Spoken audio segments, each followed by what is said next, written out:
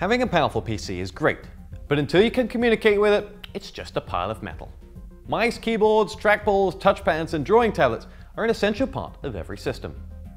Mice first broke onto the public stage with the introduction of the Apple Macintosh in 1984, and since then they have helped to completely redefine the way we use computers.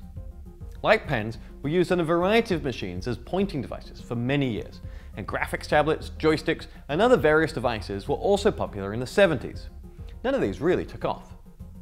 There's something about a mouse that feels natural. They are extremely inexpensive and take up very little disk space. Once Windows 3.1 made graphical user interfaces a standard, the mouse became the PC-to-human interface of choice very quickly. In old trackball mice, a ball inside the device touches the surface and rolls when it moves. Two rollers inside the mouse detect horizontal and vertical motion. The rollers each connect to a shaft, and the shaft spins discs with holes in them. On both sides of the disc, there's an infrared LED and a sensor.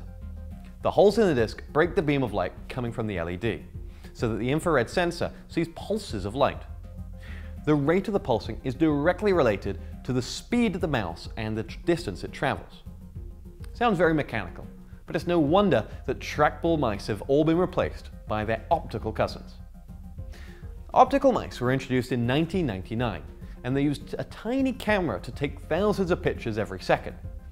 Able to work on almost any surface without a mousepad, optical mice use a small, red-emitting diode that bounces light off the surface and onto a sensor. No moving parts means less wear and tear, and a lower chance of failure. And without a ball, there's no way for dirt to get inside and interfere with the tracking sensors. One of the most important factors affecting the accuracy of optical mice is resolution. It's the number of pixels per inch that the optical sensor sees when you move the mouse. Resolution is expressed as dots per inch, or DPI. The higher the resolution, the more sensitive the mouse, and the less you need to move it to obtain a response. Most mice have a resolution of 400 or 800 DPI. However, mice designed for gamers can offer as much as 1600 DPI. Some gaming mice allow you to decrease the DPI on the fly in situations when you need to make slower movements. Historically, corded mice have been more responsive than wireless mice. This fact is changing, however, with the advent of improvements in wireless technologies.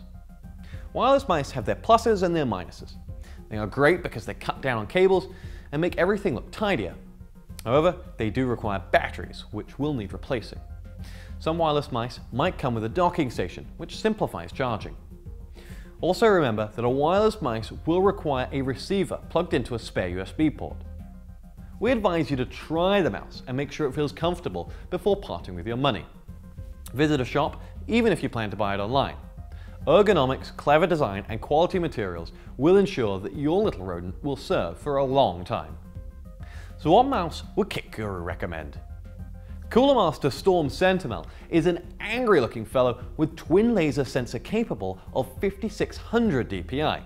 It features a colourful LED screen, 8 programmable buttons, and can be yours for under £50.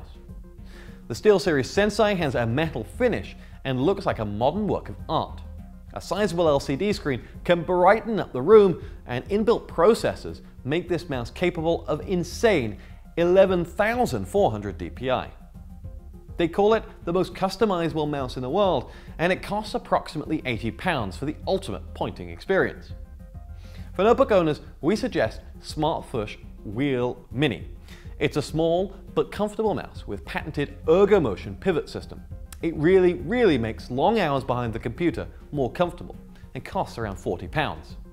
As always, all the mice we mentioned are reviewed in depth on the Kit Guru website.